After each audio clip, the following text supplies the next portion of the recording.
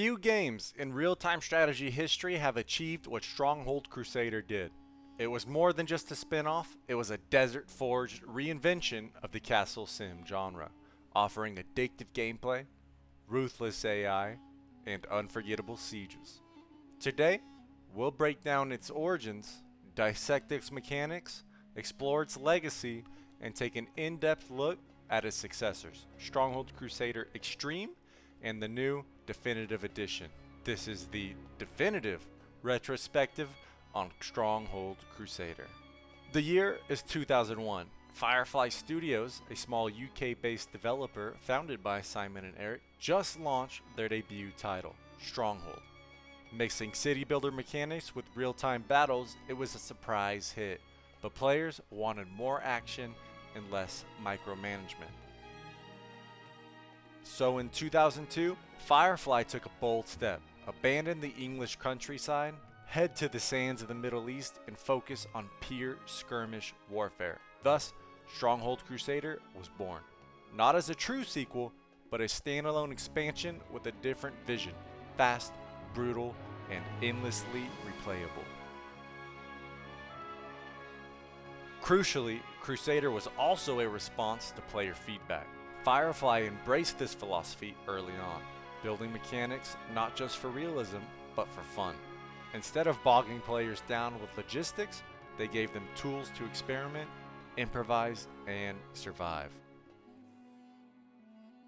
Crusader's setting was a drastic shift. No rolling hills, no rivers, no forests. Just a harsh, dry desert, inspired loosely by the historical Crusades. The game takes place across fictional maps of the Middle East. But make no mistake, it's not a history lesson.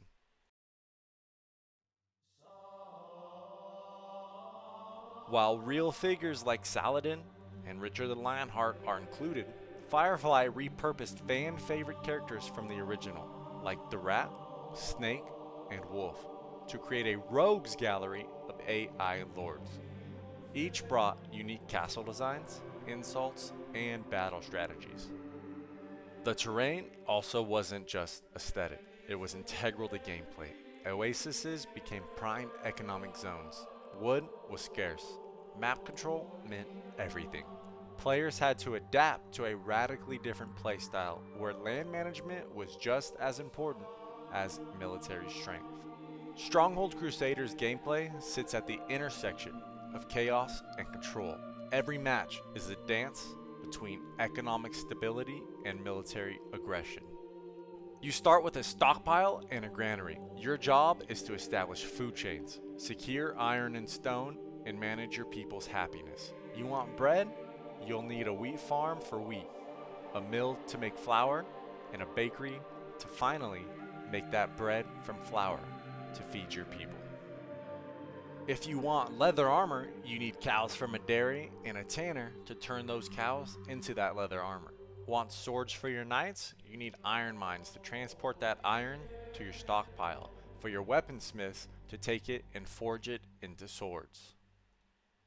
The happiness of your people and the amount of your people determines taxes, which fuels your treasury and military spending.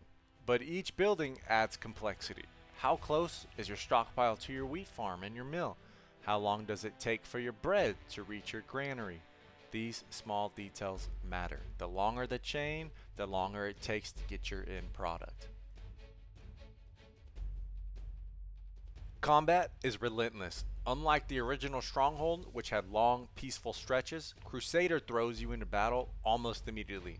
Every AI lord has preferred units, attack timings, and castle layouts.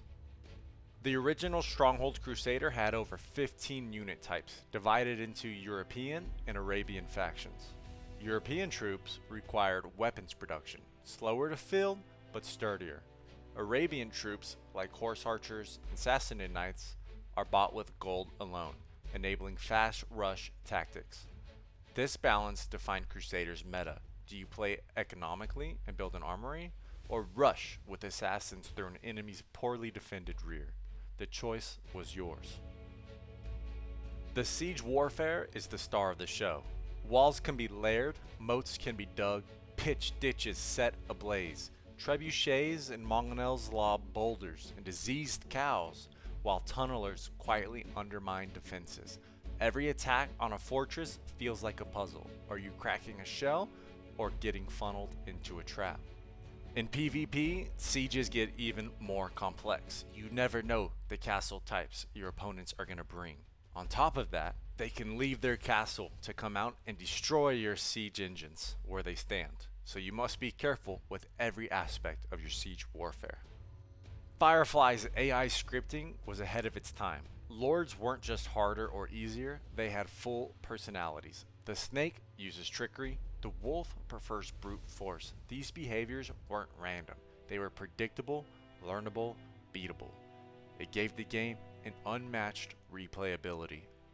The Crusader Trail is the heart of the game.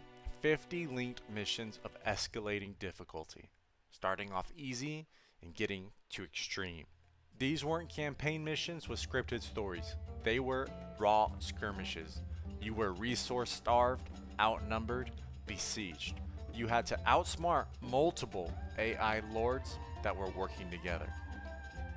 Progressing through the trail wasn't just about beating the game, it was a badge of honor. If you made it to mission 50, the final face-off with the wolf, you earned your place among Stronghold's elite. In 2008, Firefly revisited the franchise with Stronghold Crusader Extreme.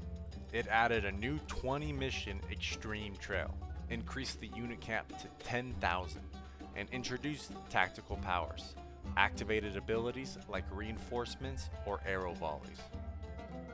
But the reception was mixed. While the new features were ambitious, they shifted Crusader away from strategic siege battles into chaotic, almost arcade-like warfare.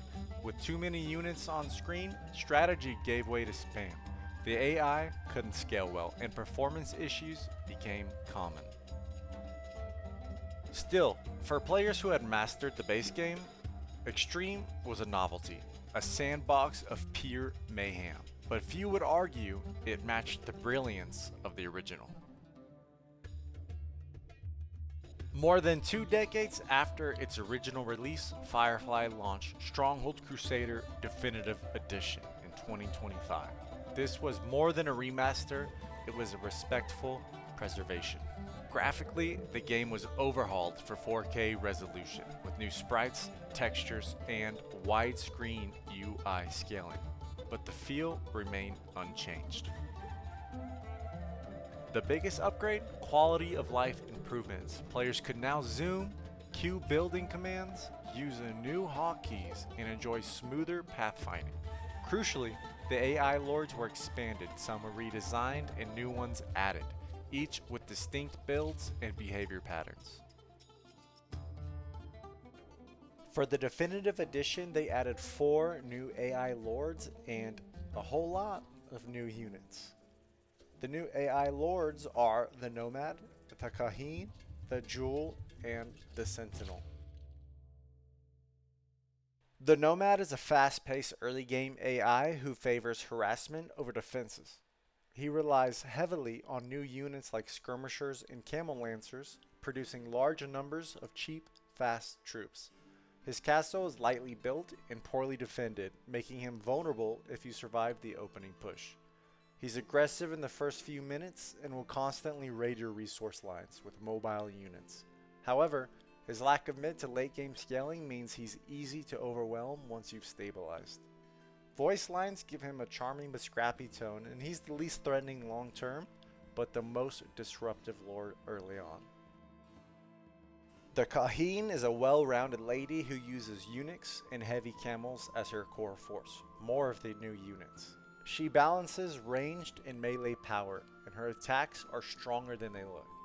She develops her economy faster than the Nomad and builds a more fortified base.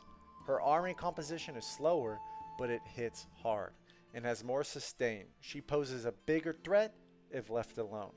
The Kahin's tone is cold and direct, matching her steady but forceful playstyle. She often punishes passive players, but can be broken down with siege if you pressure early. The Jewel is presented as a bold and aggressive noble who prefers swordsmen and knights. She builds strong early castles and pushes consistently, but without proper cavalry, her damage potential is limited, and you can see her troops coming a mile away. Her behavior is similar to the Lionheart, but slightly toned down. Her personality is one of confidence and flair. The Sentinel is a slow starter with the strongest late game army out of all four. He prefers crossbowmen, macemen, and demolishers. His economy takes longer to build, but once he's fully fortified, his attacks are relentless. He's difficult to crack with standard rush tactics, and if allowed to grow, will launch large waves that can wipe out unprepared opponents. His castles are large and layered with traps. He speaks with little emotion, almost robotic, fitting his role as a cold and methodical opponent. He's also a nod to the original game's menu character. Each AI Lord in both the original game and Definitive Edition comes with a unique castle style that reflects their personality and tactics, with multiple variations that are randomly selected at the start of each match. The Rat builds flimsy, underdefended wooden castles, leaving wide gaps in his perimeter. The Snake opts for twisted, angular layouts with tower-heavy defenses and numerous traps. The Pig constructs tight, compact fortresses with multiple layers of defense and massive troop numbers. The Wolf builds the most elaborate castles, layered with curtain walls, tall towers filled with crossbowmen, and inner sanctums nearly impenetrable for frontal assault. The Caliph surrounds himself with fire-based traps and narrow choke points, while Richard the Lionheart prefers symmetrical, disciplined fortresses with crossbowmen and heavy knights. Saladin favors rounded towers and high ground advantages. The Emir builds open, economic-centered castles with lighter defenses. The Sentinel's fortress is orderly with high stone walls and a heavy focus on perimeter defense. Another notable difference for the Definitive Edition are the new Bedouin units. The Skirmisher is a basic offensive unit with low armor and medium health. They are effective in early game skirmishes, equipped with a curved sword for melee and a javelin for a ranged attack. The Sapper specializes in demolishing walls and structures. While they lack offensive capabilities, they can create strategic openings in enemy defenses. The Camel Lancer, a light cavalry unit mounted on camels, offering high mobility and good defense. They are effective for chasing down enemy units and raiding enemy structures. The Heavy Camel is a robust melee unit that can break buildings and ignore stake traps, providing a strong frontline presence in battles, while also being equipped with a bow. The Demolisher is a unit designed for destruction. Capable of dealing significant damage to structures, they are fragile against melee, but they have a second health bar against range by holding up their shield as they're walking to get to the wall. The Eunuch is a dual scimitar unit with high melee damage, effective in close combat situations. The Healer provides medical support to other units, enhancing their survivability during battles. The Ambusher is a stealthy unit that can set fire to enemy structures, creating chaos and disruption in enemy ranks. Stronghold Crusader's impact cannot be overstated. It introduced a style of RTS that married city building with battlefield tactics, where every wall placement, food shortage, or misplaced archer mattered. Lords, with their personalities and voice taunts, created emotional memory. Players didn't just win or lose, they remembered who raided them and who they crushed. Crusader remains Firefly's most beloved title. It has outlived sequels, spin-offs, and successors. And today, in a world full of overly complex 4X titles and bloated RTS systems, Crusader still offers a clean, focused, and punishingly fun experience. Stronghold Crusader is more than a game, it's a proving ground. A sandbox, a memory. It taught us to plan under pressure, to build beauty in hostile lands, and to hold the line when the odds seemed impossible. With the definitive edition out and the gameplay being immaculate, you need to take a look at it. If you've never played it, try it. If you have, play it again. Thanks for watching this retrospective. If you enjoyed it, subscribe for more deep dives into classics. And tell us, who's your favorite AI lord? Who drove you mad? Until next time, hold the walls.